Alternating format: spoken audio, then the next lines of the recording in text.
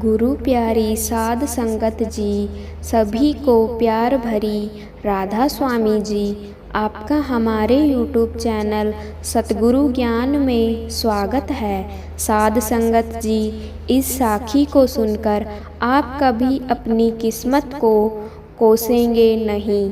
बाबा जी अपने सत्संग में अक्सर फरमाते हैं कि किस्मत का रोना मत रो, भजन सिमरन करो, सतगुरु को याद करो, उनकी भजन बंदगी को समय दो।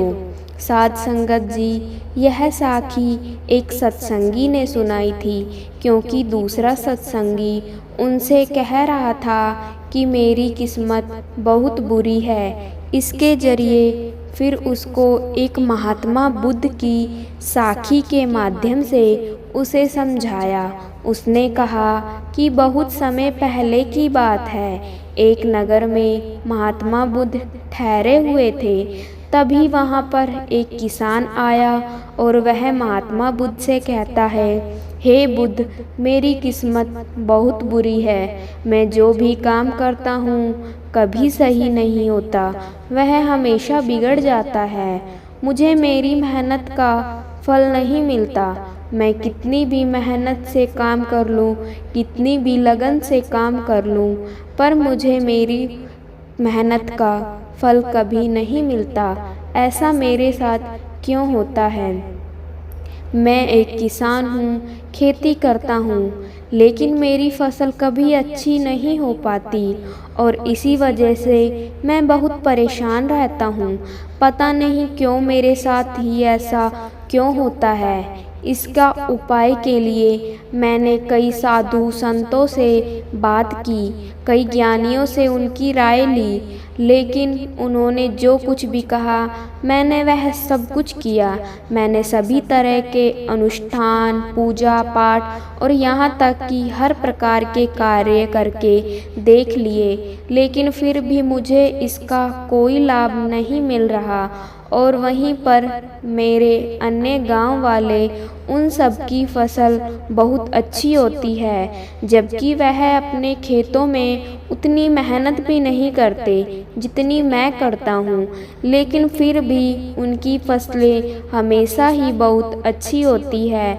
मैंने सुना है कि आप सभी की समस्या का समाधान करते हैं, इसीलिए मैं आज आपके पास आया हूँ। क्या आप मेरी समस्या का समाधान कर सकते हैं? हे तथागत, क्या आप मेरी किस्मत भी बदल सकते हैं? उस किसान की सारी बात सुनकर महात्मा बुद्ध मुस्कुराने लगे और उस किसान से कहते हैं, तुम्हारी किस्मत तो पहले से ही बहुत अच्छी है, सब कुछ तो तुम्हारे पास ही है, फिर भला तुम ऐसा क्यों कहते हो कि तुम्हारी किस्मत अच्छी नहीं है?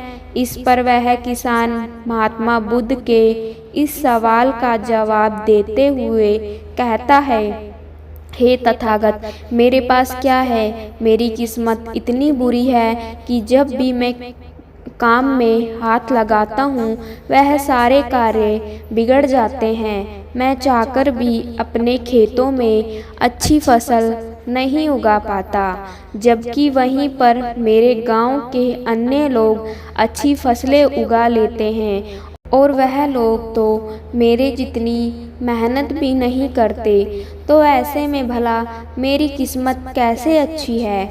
इस पर महात्मा बुद्ध मुस्कुराते हुए किसान से कहते हैं, तुम्हारे पास एक स्वस्थ शरीर है, तुम्हारे सभी अंग अच्छी तरह से काम करते हैं, तुम्हारा मस्तिष्क भी अच्छी तरह से काम करता है और तुम्हारे पास अच्छी खासी ज़मीन भी है। भला तुम्हारे पास किस चीज़ की कमी है? अगर ऐसे देखा जाए तो तुम्हारी किस्मत तो बहुत अच्छी है। इस पर वह किसान महात्मा बुद्ध से कहता है, हे तथागत, मेरी समस्या यह नहीं है। मेरी समस्या तो यह है कि जिन भी कार्यों में मैं हाथ डालता हूँ वह कार्य बिगड़ क्यों जाते हैं। रही बात ज़मीन की, अच्छा शरीर, अच्छा मस्तिष्क और अच्छे अंगों की, तो वह तो सभी के पास हैं। मेरे सभी गांव वालों के पास भी हैं और उनके पास अच्छी ज़मीन भी है और तो और उनके पास अच्छी फसल भी है। इसी कारण वह लोग हमेशा सुखी रहते हैं। लेकिन मेरे खेतों में तो अच्छी फसल हो ही नहीं पाती। हर वर्ष मुझे एक भारी नुकसान झेलना पड़ता है। क्या आप मुझे कोई इसका उपाय बता सकते हैं? क्या ऐसा कोई मंत्र है? क्या ऐसा कोई तरीका है जिससे मेरी किस्मत एक बार फिर से चमक जाए? इस पर महात्मा बुद्ध उस किसान से कहते हैं, ठीक है, यदि तुम कोई उपाय चाहते हो या कोई मंत्र चाहते हो तो वह मैं तुम्हें अवश्य ही दूंगा।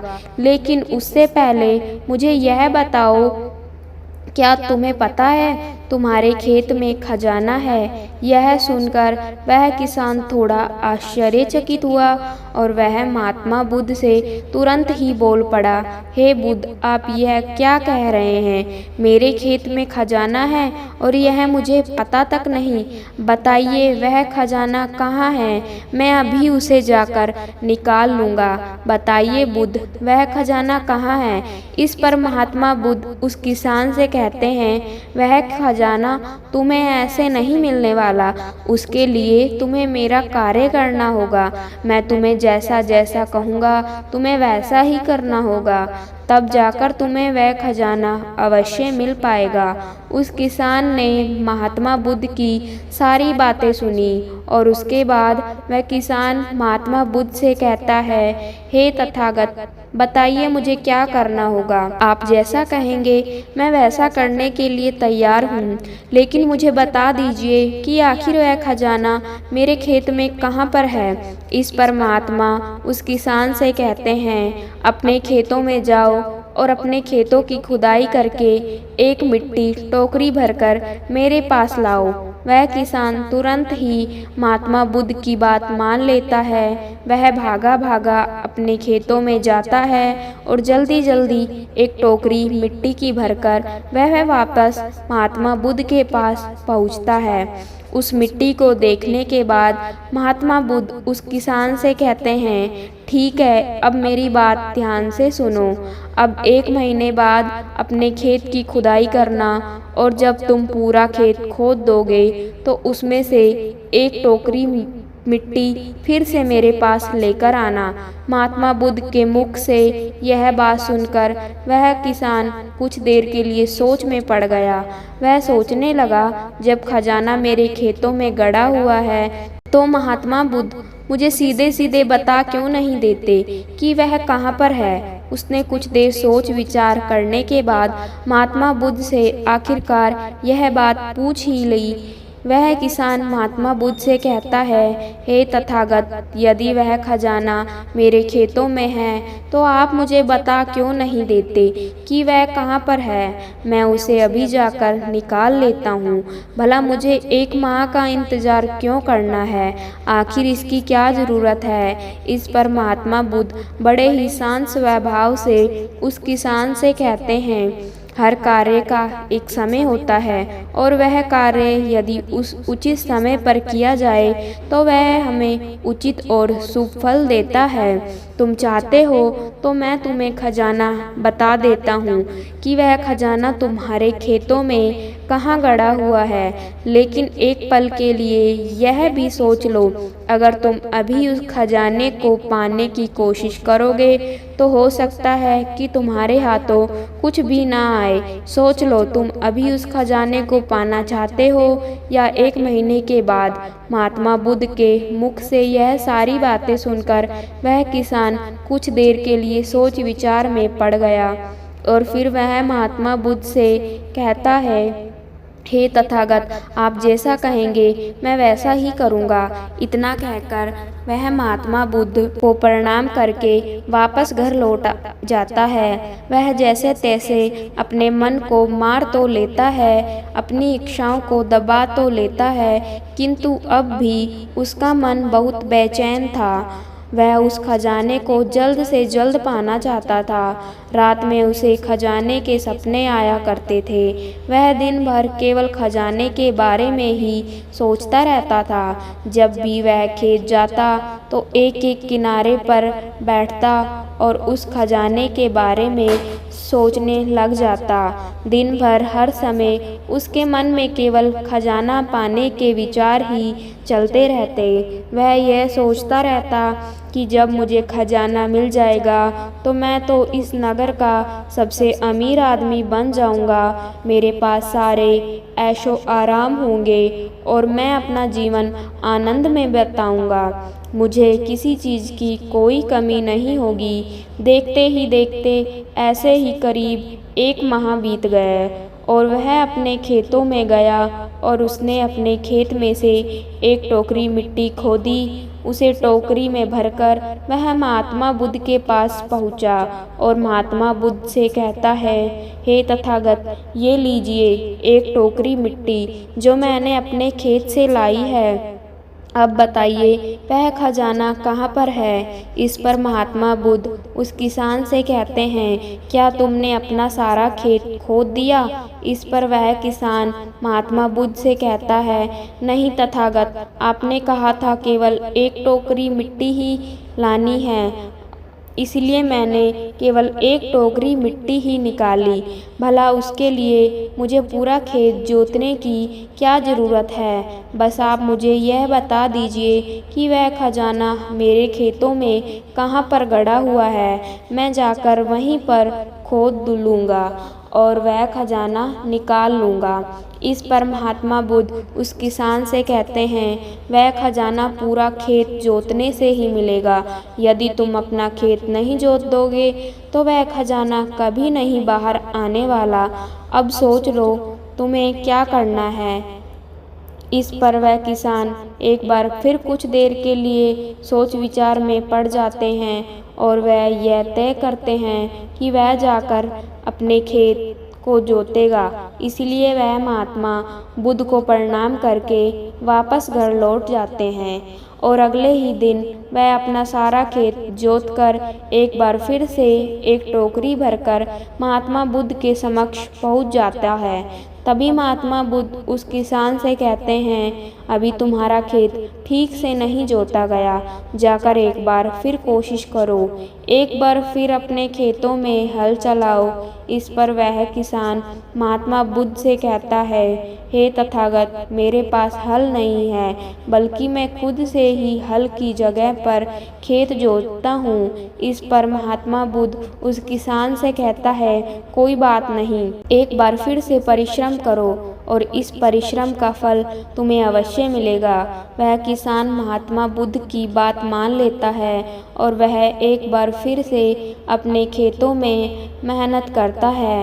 वह एक बार फिर से हल चलाता है और एक टोकरी मिट्टी लेकर वह महात्मा बुद्ध के समक्ष फिर से उपस्थित हो जाता है। मिट्टी देखकर महात्मा बुद्ध उस किसान से कहते हैं, हाँ अब ठीक है, किंतु अब तुम्हें मेरा दूसरा कार्य करना होगा। इतना कहकर महात्मा बुद्ध उस किसान से कहते हैं, जाओ और अपने खेतों में उन फसलों की बीज डालो जिन फसलों को तुम उगाना चाहते हो। इस पर वह किसान थोड़ा अचरज में महात्मा बुद्ध से कहता है, हे तथागत, आपने तो खजाने की बात की थी, फिर बीच में यह फसल कहाँ से आ गई। इस पर महात्मा बुद्ध उस किसान से कहते हैं, अगर तुम्हें खजाना चाहिए तो तुम्हें मिट्टी में बीज तो डालने ही होंगे। इस पर वह किसान महात्मा से कहता है, हे तथागत, आप जैसा कहेंगे मैं वैसा करने के लिए तैयार हूँ, किंतु यदि मैं अभी बीज लेने जाऊँगा तो वह बीज मुझे महंगे पड़ेंगे और अभी मेरे पास इतना धन भी नहीं है। यदि मैं कुछ समय बाद उसे लेने जाऊँगा तो वह मुझे सस्ते मिल सकते हैं। इस पर महात्मा बुद्ध उस किसान से कहते हैं, मैंने तुम्हें कहा था, यदि हम किसी कार्य को सही समय पर करते हैं तो हमें उचित लाभ मिलता है, किंतु अगर वही कार्य उस समय पर नहीं होता तो उसका फल हमें नहीं मिल पाता। इसीलिए आज ही जाओ और अपने खेतों में बीज डालो। वह किसान महात्मा बुद्ध की बात मान लेता है। वह महात्मा बुद्ध को प्रणाम करके बीज लेने निकल जाता है। बीज लाकर वह अपने खेतों में भी डाल देता है और फिर वह महात्मा बुद्ध के पास वापस पहुंचता है और बुद्ध से कहता है, हे तथागत, आपने जैसा कहा था मैंने वैसे किया। अब मुझे बताइए कि आखिर मेरे खेतों में वह खजाना कहाँ पर है, ताकि मैं उसे निकाल सकूं। इस पर महात्मा बुद्ध मुस्कुराने लगे और उस किसान से कहते हैं, अभी तो तुम्हें एक और कार्य करना है, उसके बाद वह खजाना तुम्हें खुद ब खुद मिल जाएगा। किसान महात्मा बुद्ध से कहता है, हे तथागत, बताइए अब वह कौन सा काम है जो मुझे करना है। इस पर महात्मा बुद्ध किसान से कहते हैं, जो भी बीज तुमने अपने खेतों में डाले हैं, अब से तुम्हें उनकी देखभाल करनी है, उन्हें प्यार से सींचना है और देखना है, उन्हें कोई तकलीफ ना हो, वह स्वस्थ रहें, उन्हें कोई बीमारी या कीड़ा ना लगे। यदि ऐसा हुआ तो तुम्हें वह खजाना नहीं मिल पाएगा, और यदि तुम्हारे खेत का हर एक बीज अंकुरित हो गया और वह अपनी संपूर्णता तक पहुंच गया, तो वह खजाना तुम्हें अवश्य ही दिखाई देगा, और जब तुम्हें मेरे पास आने की कोई आवश्यकता भी नहीं पड़ेगी। उस किसान ने महात्मा बुद्ध की सारी बातें सुनी और उसके बाद वह महात्मा बुद्ध को प्रणाम करके वापस घर लौट गया। अब से वह अपने खेतों की देखरेख करने लगा। उस किसान ने अपने खेतों पर पूरा ध्यान दिया, किंतु अब भी उसे सपनों में वह खजाना ही नजर आता था, और वह मन ही मन सोचता था कि बस एक बार यह फसल पूरी तरह से स्वस्थ हो जाए तो वह खजाना भी मुझे मिल ही जाएगा। इसी सोच के साथ वह उन फसलों की देखरेख में दिन रात लगा रहता।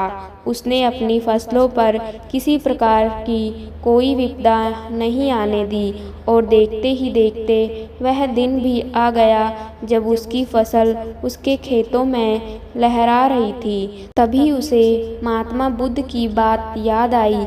महात्मा बुद्ध ने कहा था कि जब तुम्हारी फसलें तैयार हो जाएगी तो तुम्हें तुम्हारा खजाना भी मिल जाएगा। यह बात याद आते ही उस किसान की आंखों में आंसू आ गए। जो खजाना उसके खेतों की जमीन में गड़ा हुआ था वह बाहर आ चुका था। उसके जैसी फसल उसके गांव में किसी की नहीं हुई थी। उसकी फसल में उसके सभी कर्ज भी पूरे होने वाले ही थे, और सभी गांव वाले उसकी मेहनत को देखकर बहुत खुश हुए थे और अब उस किसान की तारीफ कर रहे थे।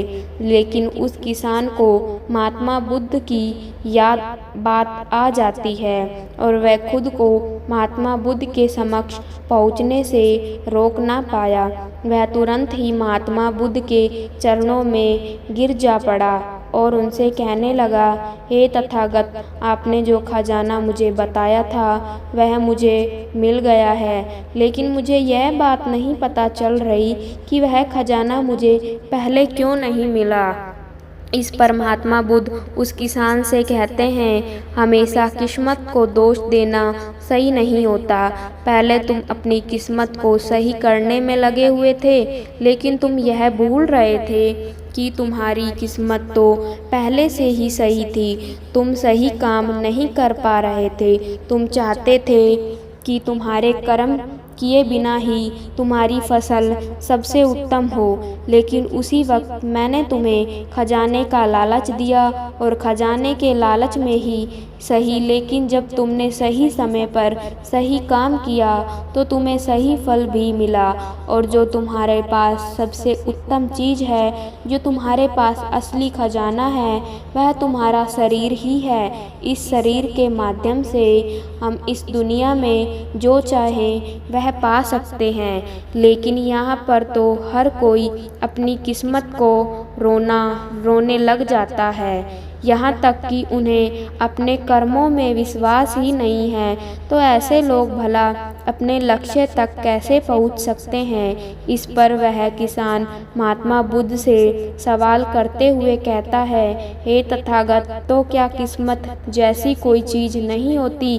इस पर महात्मा बुद्ध मुस्कुराने लगे और उसे किसान से कहते हैं, किस्मत क्या है? किस्मत हमारी ही सत्कर्म है और यह सत्कर्म ही हमें ऊर्जा और शक्ति प्रदान करते हैं ताकि हम सही दिशा में कार्य कर सकें और इन कार्यों से ही हम अपने जीवन के लक्ष्य को प्राप्त भी कर सकते हैं। महात्मा बुद्ध के मुख से यह उपदेश सुनकर वह किसान महात्मा बुद्ध के चरणों में जा गिरा और उनसे कहने लगा, हे तथागत, मुझे आज पता चल गया है कि मेरी किस्मत खराब नहीं थी, मेरे तो कर्म ही खराब थे, किंतु मैं आज आपको वचन देता हूँ कि आज से मैं अपनी किस्मत की कभी खराब नहीं करूँगा, अपने कर्मों को सुधार लूँगा और सभी कार्य समय पर करूँगा। इतना कहकर वह किसान महात्मा बुद्ध को प्रणाम करके वापस घर लौट गया। दोस्तों, हम में से अधिकांश लोग यही करते हैं। वह लोग हमेशा अपनी किस्मत को दोष देते रहते हैं, लेकिन वह कभी भी अपने कर्मों पर ध्यान नहीं देते। वह यह नहीं सोचते कि क्या उन्होंने अपने लक्ष्य को पाने के लिए जो कर्म करने चाहिए थे वह कर्म किए हैं या नहीं, कहीं उसमें कोई कमी तो नहीं रह गई, और अगर उसमें कोई कमी थी तो क्या उस कमी को दूर करके क्या उस लक्ष्य को प्राप्त किया जा सकता था। और यह सब हम तब समझ पाएंगे जब हम अपनी किस्मत को दोष देना बंद कर देंगे। लेकिन हम तो अपने आप को सही और अपनी किस्मत को गलत ठहराना चाहते हैं। हम किसी ऐसे को चाहते हैं जो हमारी गलतियों का ठेका ले, इसीलिए हम अपनी किस्मत को हमेशा दोष देते रहते हैं ताकि हमें कभी किसी के सवालों का कोई जवाब ही ना देना पड़े। और इस तरह से हम उस समस्या से भी निकल जाते हैं और हम कभी पीछे पलटकर यह नहीं देखते कि क्या हमने उस लक्ष्य को पाने के लिए हर मुमकिन कोशिश की थी या नहीं। हमसे कहीं पर कोई गलती तो नहीं हुई थी, क्योंकि हमें तो लगता है कि यह सब तो किस्मत का खेल है और भला किस्मत से कौन जीत सकता है। आपने अपने आसपास भी ऐसे कई लोगों को देखा होगा जो लोग अपने लक्ष्य को प्राप्त ना कर पाने पर रोते हैं, चिल्लाते हैं, और जब उनसे कोई उनकी असफलता का कारण पूछता है तो वह यही कहते हैं कि वह तो मेरी किस्मत में था ही नहीं। लेकिन यहाँ पर आप एक वास्तविकता भूल रहे हैं। इस दुनिया में ऐसे कई सारे लोग हैं जो अपने कर्म पर ध्यान देते हैं। वह अपने कर्म को कभी नहीं छोड़ते, भले ही वह अपने लक्ष्य को पहुँच पाने में असफल हो जाएं, लेकिन फिर भी वह अपने कर्म पर विश्वास रखते हैं। और जो लोग अपने कर्म पर विश्वास रखते हैं वह लोग कभी यह नहीं कहते कि उनकी तो किस्मत ही खराब थी, बल्कि वह दोबारा फिर से एक बार पूरी शक्ति से उस लक्ष्य को पाने की कोशिश करते हैं। और यह कोशिश वह तब तक करते रहते हैं जब तक कि उन्हें उनका लक्ष्य नहीं मिल जाता। तो साध संगत जी, यह थी हमारी आज की साखी। मैं उम्मीद करती हूँ कि आपको इस साखी से बहुत कुछ सीखने को मिला होगा। आपको पता चला होगा कि किस्मत कभी किसी की खराब नहीं होती, तो कभी भी किस्मत को दोष नहीं देना चाहिए। अपने कर्म सही रखो और अपने कर्मों को करते रहो। अगर हमारे कर्म अच्छे हैं, हमने मेहनत की है, तो हमें वह परमात्मा, वह सतगुरु एक ना एक दिन उसका फल जरूर देगा। तो हमें सतगुरु पर पूरा विश्वास भी होना चाहिए। तो साध संगत जी, आशा करती हूँ आपको आज की साखी अच्छी लगी होगी, तो चैनल को सब्सक्राइब जरूर कर लेना जी। साध संगत जी, सभी को प्यार भरी राधा स्वामी जी।